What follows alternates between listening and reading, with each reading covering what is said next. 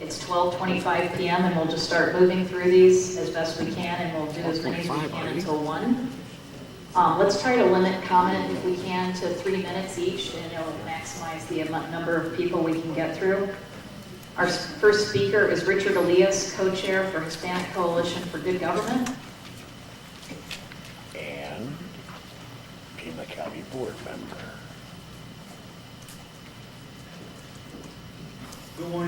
Good morning, commissioners, and appreciate all the work that you do, and I know it's been difficult at best. Personally, I would call it the Bizcochuelo map, but it's a little hard to say, so I'm going to leave it. For starters, I'd like to make note of a letter that was sent to the commission from 3 elected officials in Yuma. And since that time, there's been more than 500 letters submitted to the commission regarding Yuma and splitting Yuma in a realistic way that would give Latino populations a chance to elect somebody that reflects their particular perspective. I think that's very important. I have the letter here in the sake of, for the sake of time, I'm just going to go ahead and submit it and ask that you all take read it. I was going to try and read it into the record, but I think it's better if we just submit it and make sure that you all get a chance to read it. We continue to ask you to support the maps that were submitted to you for the 2 Latino districts here in the state of Arizona that are currently protected by the Voting Rights Act. My family has been here in Arizona 7 generations. We've lived in Tucson for 5 generations. We entered what is now the United States through Nogales, came up here. My first relative in Tucson was in the 1st detachment of soldiers that was sent to the Presidio. We then moved out to a ranch in Sopoli, which is north and west of Amado, and ended up coming back into Tucson after losing the water rights. The typical story of a Chicano family in the Southwest.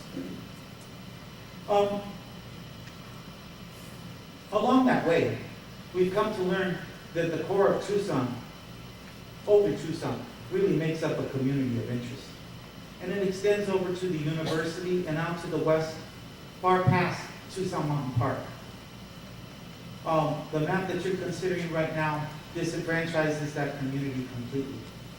And that's a tragedy. The people in the city of South Tucson have very little in common with the Catalina foothills. That is not a community of interest.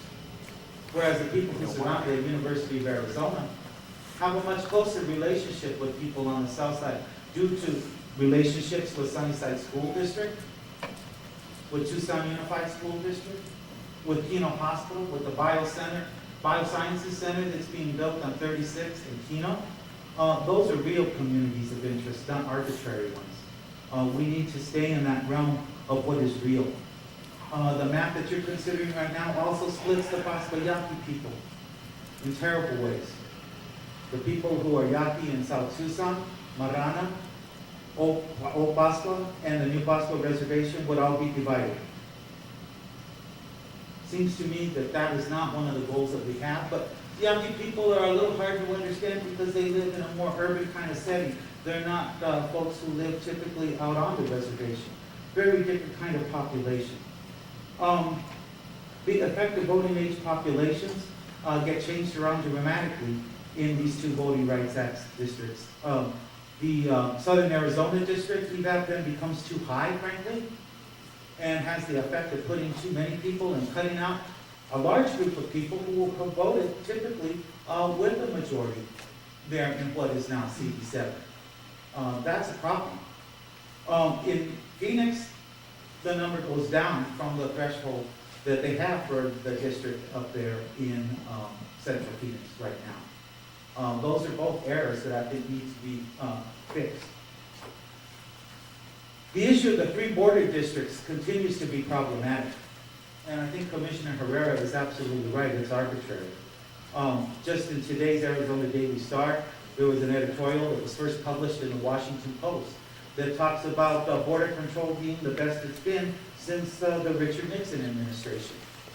I think that says that people, and particularly people in the majority party of Congress right now, have had a say-so, because that's all they wanted to talk about was border security. They have not talked about resolving the problems of the people who live in this country and hide in the shadows. That is yet to be resolved. It will be resolved. They are here. They're not going anywhere. Those are difficult problems. But along that same line with the border, you look at our border communities, and they are heavily Hispanic populated. To split them up further disenfranchises them and puts them in a position where it's going to be more difficult to elect people who can truly represent them.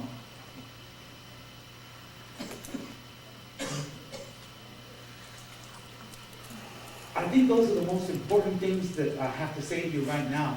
I am concerned about the direction that we're going. I hope that we would continue to work together with the Hispanic Coalition for Good Government and the maps that we submitted.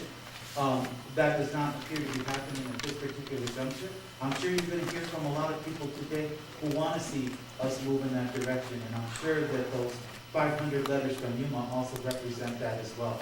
So I appreciate all the work that you've done, but I hope we can make these kind of corrections to any map that is eventually agreed upon, because we are putting ourselves at risk for pre-clearance by the Justice Department. Thank you very much. Thank you. Our next speaker is Representative David Patterson, State Rep from LD 29. Oh, I'm sorry, Daniel. Thank you, Madam Chair and Commissioners. I am Representative Daniel